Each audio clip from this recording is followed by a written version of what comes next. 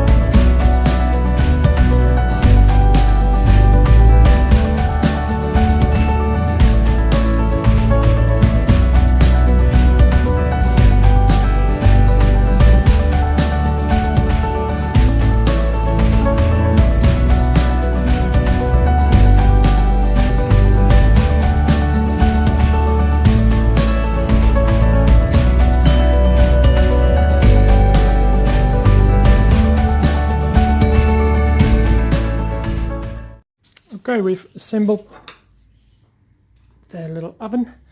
We had to put screws and brackets, put in the ceramic on both of the sides. That's the bottom side, this is the top side. It's held by these two screws and this bracket, which all came in the box. And let's put on the lid. I think I can do it single-handedly. Maybe I'll just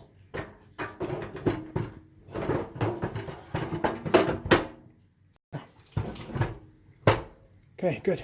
Now I'm going to put the screws in for that, and afterwards this whole pizza baker box oven will be assembled. Let me just okay, this is it with the lid on and everything installed. Now when all we need to do is go and put it on the dryer and bake some pizza.